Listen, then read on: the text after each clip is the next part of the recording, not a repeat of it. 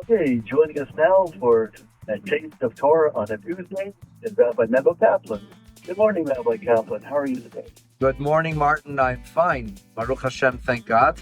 And I'm delighted to be on air with you and all of our listeners. And, as you know, I started streaming this live on Facebook as well. I'm on the road, actually.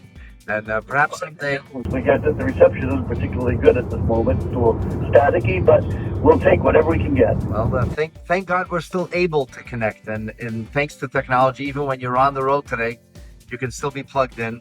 And we still have an opportunity to share words that can be insightful, meaningful, and uplifting.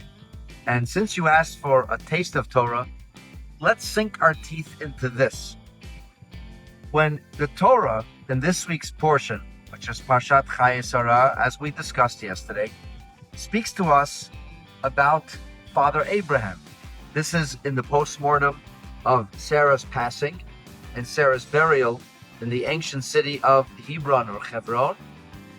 Now we hear that Avram is old. The Torah says, Va'avram zaken, and he is ba bayamim, coming on in his days.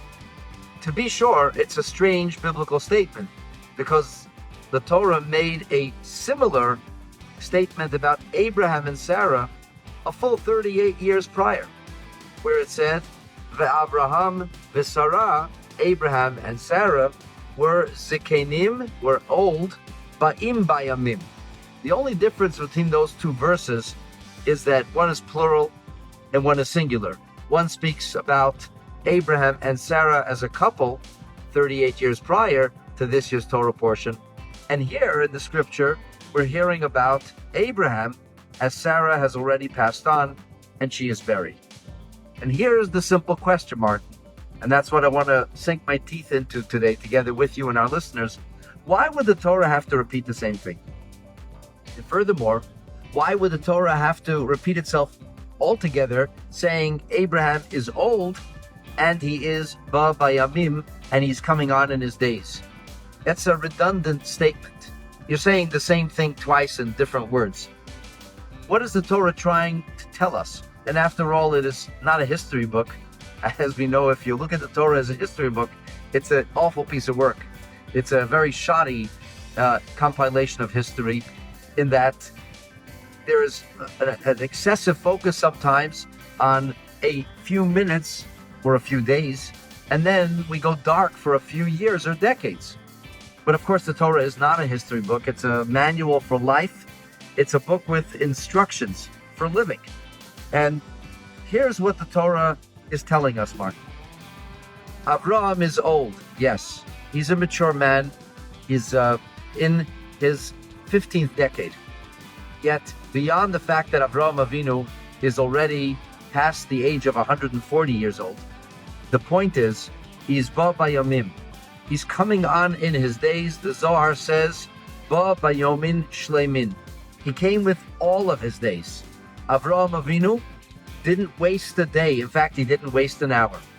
He valued time and he made the most of the gift of life. He didn't say, hey, I'm past the age of 140. I think I'll just kick back, relax, and enjoy my sunset or golden years. Avraham Avinu asked himself, how can I make a positive difference? What can I do to build a better tomorrow and to create a better future? Avraham Avinu's lesson for us and for all time is that we must utilize the time that God gives us properly. A day goes by, do you know what you accomplished? A week goes by, what have you done during the course of this week? Those are questions we have to ask ourselves on a regular basis. And that's really what today's Hayom Yom is about. It's about the question of, do we value time and the need for us to value time? You have to make time count. And if we count our hours and we count our days, then we'll have weeks that are counted, months that are counted, years that count, and you live a life that counts. This lesson of Avraham Avinu utilizing every single day of his life, despite the fact that the variables are constantly changing and there's always new realities we face, some turbulent and some peaceful, is a message that each and every one of us can and should internalize.